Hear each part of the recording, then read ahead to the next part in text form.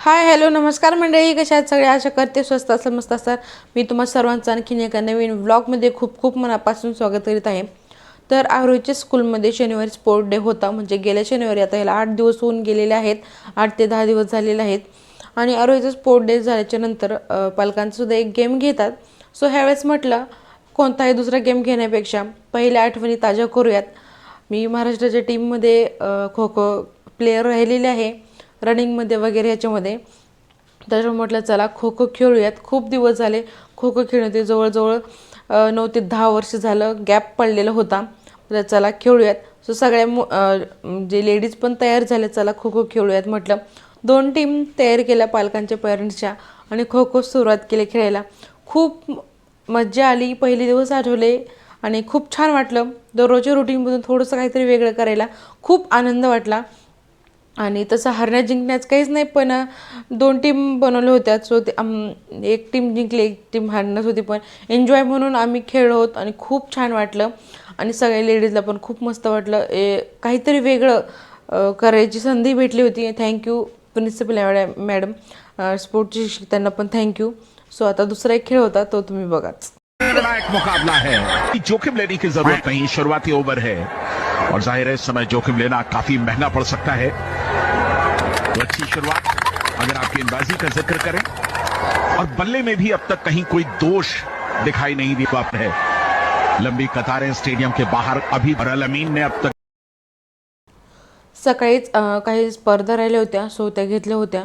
आणि मी जेव्हा गेले तेव्हा 5 मिनिटांनी आरोहीच्या रनिंगची स्पर्धा सुरू झाली होती. सो आरोहीचा सेकंड नंबर आला आणि गेल्या वर्षी तिला एकच मेडल भेटलं होतं, पण ह्यावर्षी तिने 2 मेडल जिंकले होते. सो आणि तिचं म्हणणं असं आहे की मम्मा मी पुढच्या वेळेस आणखीन 3-4 म्हणजे असं म्हणजे स्टेप बाय स्टेप ती मेडल जिंकणार आहे.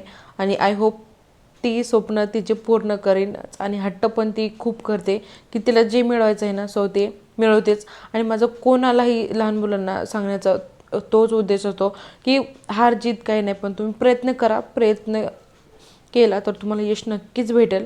सो त्याच्यानंतर ना 2 ते 3 दिवसांनी 22 डिसेंबरला माझा असतो बर्थडे. तो हॅपी बर्थडे टू मी. आणि सगळ्यांनी खूप भारी विशेष दिल्या.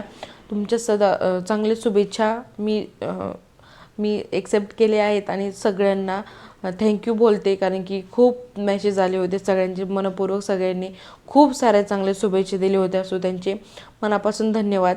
आणि रात्री मग बड्डे सेलिब्रेशन आम्ही 3 जणांनीच केला. आणि की आता जसजसं आपण मोठं होतो तसं छोटा बड्डे आपण सगळे सेलिब्रेट करतो. अहोनी माझं औक्षण केलं तसं प्रत्येक वेळेस करतात, पण मी व्हिडिओ वगैरे घेत नव्हते. गेल्या वर्षी माझा नंदुबाईच्या इकडं बड्डे सेलिब्रेट झाला होता, त्याच्यामुळं मी व्हिडिओ वगैरे घेतले नव्हते. आणि आता ह्यावेळेसची आणि मस्त असं छोटंसंच पण क्यूटसं सेलिब्रेशन केलं होतं. आधी अहोनी मला औक्षण केलं, त्याच्यानंतर आरोहीने पण मला औक्षण केलं. मस्तपैकी औक्षण दोघांनी केल्याच्यानंतर केक कट केला. आणि केक मी घरीच बनवलेला आहे. मी घरीच केक बनवते आणि ऑर्डर्स पण घेते. आणि होममेड केक आपल्याला माहीत असतं आपण काय टाकतो त्याच्यामध्ये, कसा बनवतो, हायजेनिक आपण घेत असतो.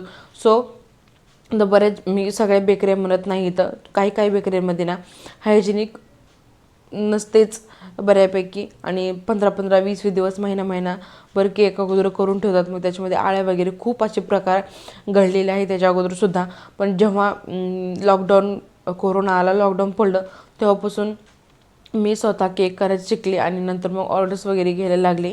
आता जे घरगुती केक बनवतात, सो त्यांनासुद्धा माहीत असेल की घरगुती केक बनवायचं असलं खर्च किती येतो. कारण की आपण सगळं चांगल्या क्वालिटीचं सामान वापरत असतो, त्याच्यामुळे प्राईजमध्ये 5-50 रुपये इकडे तिकडं होतात.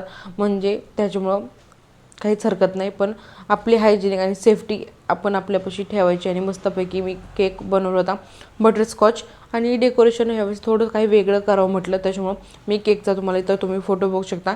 मस्त असा केक केला होता बटरस्कॉचचा, एकदम मस्त टेस्टी लागत होता. आरोहीच्या बड्डेच्या वेळेस मी चॉकलेट फ्लेवरचा बनवला होता आणि मस्त असा केक कट केला. एकमेकांना मी खाऊ घातला आणि बड्डे सेलिब्रेशन केलं. त्याच्यानंतर होता गिफ्टची वेळ. आणि गिफ्ट ह्यावेळेस अहोने मला सोन्याचं कानातलं दिलं होतं. सो आणि आरोहीला पण ब्रेसलेट घेतलं होतं, तिला बड्डेच गिफ्ट राहिलं होतं म्हणून तिला पण ब्रेसलेट घेतलं. आणि सिल्वरच्या इतक्या मस्तच्या ज्योतिचंद्र भाईचंद्र ज्वेलर, उरुळे कांचन आणि हडपसर या शाखेमध्ये मस्त असं कलेक्शन आलेलं आहे डेली यूजसाठी. सो तुम्ही नक्की व्हिजिट करा. आणि एकदम लाईट वेट आणि बजेटमध्ये आपल्या इयरिंग्स पण आलेले, सोन्याच्या डिझाईनमध्ये सुद्धा आलेले आहेत आणि सिल्वरमध्ये सुद्धा आलेले आहेत. डेली यूजसाठी बँगल्स, ब्रासलेट, कडे, खूपच सुंदर कलेक्शन आलेलं आहे. नक्की विजिट करा. सो आणि म्हणजे लग्न झाल्यापासून खूप सारे गिफ्ट्स भेटलेले असेल, पण हे पण गिफ्ट ह्यावेळेस मला भेटलेलं आहे. सो थँक्यू अहो, thank you Aarohi, thank you all of you my YouTube family. So खूप अशाच तुमच्या चांगल्या शुभेच्छा माझ्यासोबत राहत आणि आपण अख्खी यूट्यूब फॅमिली आपण असेच पुढं जात राहोत. आणि मस्त असं बड्डे वगैरे सेलिब्रेट केला. तर म्हटलं जेवायला सुट्टी, मी आज किचनमध्ये स्वयंपाक बनवणार नाही, तर म्हटलं चला हॉटेलमध्ये जाऊया. तर हॉटेलमध्ये जाऊन आम्ही जेवण केलं आणि आजचा ब्लॉग इथेच एंड करते. आय होप आवडला असेल. Bye bye.